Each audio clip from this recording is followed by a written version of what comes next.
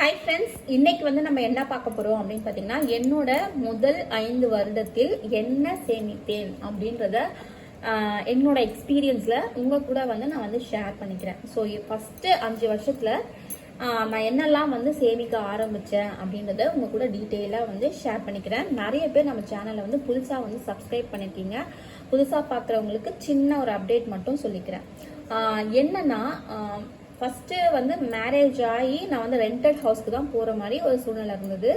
அதுக்கப்புறம் ஒரு 2 to 3 months தான் இருந்தேன். அதுக்கப்புறமா கன்சீவ் ஆனதுனால அம்மா வீட்லேயே வந்து கொஞ்சம் பாதுகாப்பாக இருக்கட்டும் அப்படின்னு சொல்லிட்டு மாமியார் வீடு வந்து திருவண்ணாமலை, அம்மா வீடு வந்து சென்னை. ஸோ அதனால அம்மா வீடே வந்து ஒரு ரெண்டட் ஹவுஸ் மாதிரி இருந்துச்சு. ஸோ அங்கே வந்து பார்த்தீங்கன்னா அம்மா போட்ட அந்த 25 பவுனை வந்து நான் வந்து என்ன பண்ணேன்னா ரெண்ட்டுக்கு லீஸுக்கு மாதிரி கொடுத்துட்டு அதை வந்து அந்த ரெண்ட் அமௌண்ட்டை வந்து நான் வந்து ஜுவல்லுக்கு வந்து கட்ட ஆரம்பிச்சிட்டேன்.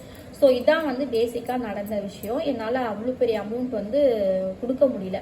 கொஞ்சமான அமௌண்ட்டு தான். ஹஸ்பண்ட் சேலரி வந்து 10,000, அதுதான் வந்து அதுலேயே வந்து 5,000 அட்வான்ஸே போயிடுச்சுன்னா அப்புறம் என்ன பண்ணுறது?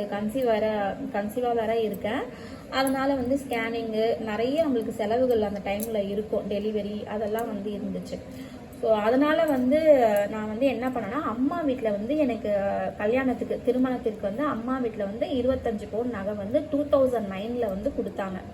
அவங்க போட்டாங்க. அதுக்கப்புறமா எங்களுக்கு வந்து மொத்தமாக வந்து நிறைய நகை கொடுத்துட மாட்டாங்க. அவங்களால முடிஞ்சது 10 பவுன், 5 பவுன், 20 பவுன், 25 பவுன் அந்த மாதிரி தான். அவ்வளோ அந்த அப்போ வந்து 25 பவுன் கொஞ்சம் பெரிய விஷயம்தான். சரிங்களா?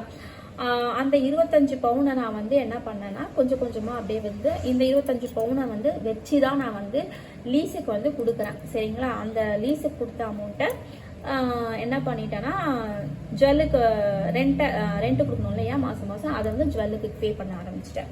ஸோ இதான் வந்து நடந்தது. அதுக்கப்புறம் 2012 நாங்கள் வந்து என்ன பேசிக்கிட்டோம் அப்படின்னா, இதுக்கிடையில வந்து பார்த்தீங்கன்னா ஒரு இந்த 4 வருஷத்தில் பார்த்தீங்கன்னா ஒரு 4 வீடு கிட்டத்தட்ட மாறி இருக்கும். ஸோ வருஷத்துக்கு ஒரு வீடுன்னா கூட 10, 11, 12, 3 வருஷம். இதுக்கிடையில வந்து பார்த்தீங்கன்னா என்ன ஆச்சுன்னா, கரூருக்கு வந்து டிரான்ஸ்ஃபர் வந்துச்சு ஹஸ்பண்டுக்கு. பாப்பாவும் வந்து பிறந்துட்டா. கொஞ்சம் ஒரு வயசு வந்து அம்மா வீட்டில் வந்து வளர்த்து கொடுத்தாங்க. ஏன்னா ஃபஸ்ட்டு பேபினால எனக்கு சரியாக வந்து எப்படி கேர் பண்ணுறதுன்னு தெரியாது. அதனால வந்து கரூருக்கு வந்து இவருக்கு டிரான்ஸ்ஃபர் வந்ததுனால அங்கே போயிட்டோம். ஸோ அது இதுலேயே வந்து வீடு வந்து ஷிஃப்டிங் பண்ணது பெரிய ப்ராசஸ் தான் வந்து இருந்தது. அதனால நாங்கள் என்ன பேசிக்கிட்டோம் அப்படின்னா, நம்ம ஃபஸ்ட்டு 5 இயரில் வந்து நம்ம எப்படியாச்சும் ஒரு இடம் வாங்கி வீடு கட்டிடணும். அது வந்து ஒரு கோலாக வந்து செட் பண்ணிக்கிட்டோம். அப்போ வந்து பார்த்திங்கன்னா எங்களுக்கு வந்து ஒரு சிட்டி தாம்பரம் பக்கத்தில், தாம்பரத்துலேருந்து ஒரு 3 ஸ்டேஷன் ஊரை பார்ப்போம். அந்த சைடில் வந்து ஹஸ்பண்டோட வேலை வந்து பெருங்களத்தூர். ஸோ அதனால் அங்கே ஷிஃப்ட் ஆகணும். அங்கே ஷிஃப்ட் ஆகும்போது எங்களுக்கு அங்கே ஒரு இடம் வந்து கிடச்சிது தெரிஞ்சவங்க மூலியமாகவே. அவங்க வந்து 1800 ஸ்கொயர் ஃபீட் வந்து 7 லட்சம் ரூபாய் 7 லட்சம் ரூபான்னு வந்து சொன்னாங்க. ஃபர்ஸ்ட் 5 லட்சத்துக்கு பேசி டோக்கன் அட்வான்ஸ் வந்து கொடுத்துட்டோம். அதுக்கப்புறமா இன்னொருத்தவங்க வந்து அதை வாங்கி 22 நாள்லயே வந்து மேல் கொண்டு 2 லட்சம் ரூபாய் வச்சு கொடுத்தாங்க. அந்த இடம் வந்து ரொம்ப பிடிச்சிருந்தது. ப்ளஸ் வந்து அப்போதான் வந்து தார் ரோடு, அப்புறம் வந்து கரண்ட்டு எல்லாமே வந்து புதுசாக வந்து போட்டிருந்தாங்க. கொஞ்சம் நாங்களும் அட்ராக்ட் ஆகிட்டோம். பட்டா வந்து வந்துடும் அப்படின்னு வந்து சொன்னாங்க. எங்களுக்கு தெரியல, சரி வீடு பக்கத்தில் இருக்குது பட்டா வந்துடும் சொல்கிறாங்களே அப்படின்னு சொல்லிட்டு சரி வாங்கிட்டோம். இது ஒன்று தான் எங்களுக்கு தெரியாமல் செஞ்ச தப்பு தான்.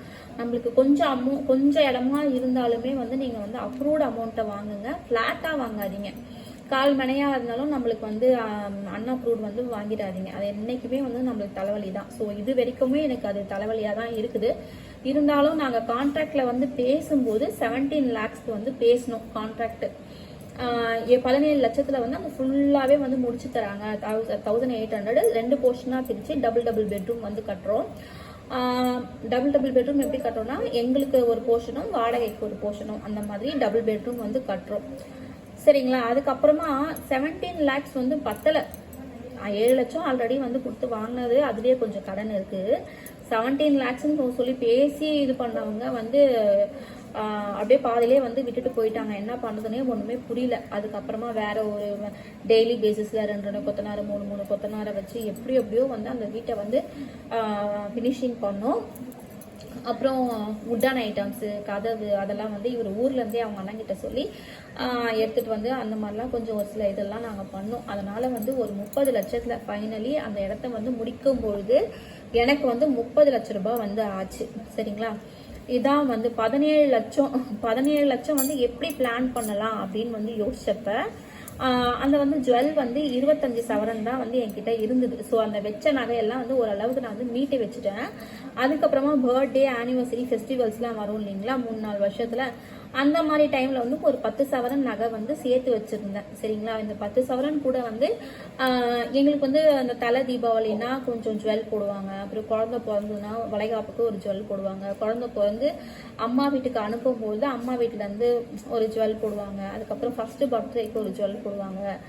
அது மாதிரி வந்து ஜுவல்ஸ் வந்து கொடுத்துட்டே இருந்ததுனால ப்ளஸ் என்கிட்ட கொஞ்சம் சேவிங்ஸ் நானும் வந்து 1 பவுனோ 2 பவுனோ இந்த கடனை முடிச்சு அந்த மாதிரி எடுத்த போது எல்லாமே சேர்த்து என்கிட்ட வந்து அப்போ வந்து 35 பவுன் நகை இருந்தது. அந்த 35 பவுன் நகையை தான் நான் வந்து இதை வந்து காம்பன்சேட் பண்ண போறேன். 35 பவுன் நகையை தான் வந்து 30 லட்ச ரூபாய். ஏன்னா வீடு கட்டி கடன் அது மாட்டில் போயிட்டே இருக்கு, பட்ஜெட்டை தாண்டி வந்து போயிட்டு இருக்குது, என்ன நிறுத்தவும் முடியல. ஒன்றுமே ரொம்ப கிரிட்டிக்கலான ஒரு சூழ்நிலையில் வந்து இருந்தோம். அப்போ வந்து பார்த்தீங்கன்னா எனக்கு ஹெல்ப் பண்ணது ஜுவல்ஸ் மட்டும்தான். ஸோ 25 பவுனை வந்து நான் என்ன பண்ணிட்டேன்னா ஜுவல் லோனுக்கு வந்து கொடுத்துட்டேன். ஸோ இதையும் வந்து ஜுவல் லோனுக்கு தான் கொடுக்கலான்னு வந்து இருந்தேன்.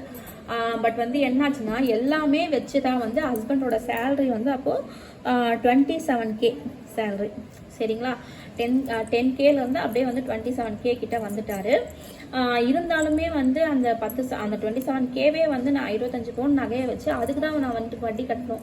அவன் சில்லற காசு வந்து கொஞ்சம் பர்சனல் லோனும் வந்து எடுத்துட்டாரு. 5 லட்ச ரூபாய் வந்து பர்சனல் லோனும் வந்து கட்டிட்டாரு. இதுல வந்து நான் என்ன பண்ணணும், பர்சனல் லோனும் கட்டணும், அது இல்லாம ஜுவல் லோனும் கட்டணும். சரிங்களா, அதனால என்ன பண்ணிட்டேன் அப்படின்னு பார்த்தீங்கன்னா இந்த 10 சவரம் நகையும் நம்ம வச்சோம்னா அதுக்கும் வந்து நம்ம இன்ட்ரெஸ்ட் பே பண்ணணும். சரிங்களா, அதனால நல்ல ஐடியாவா என்ன பண்ணேன்னா இது வந்து நம்ம தெரிஞ்சவங்க கிட்டேயே ரிலேட்டிவ்ஸ் கிட்டேயே வந்து நான் 10 சவரம் நகையை வந்து வித்துட்டேன். சரி அப்புறமா வாங்கிக்கலாம் அப்படின்னு சொல்லி வித்தாச்சு. ஸோ இப்படி தான் வந்து நான் பிளான் பண்ணேன்.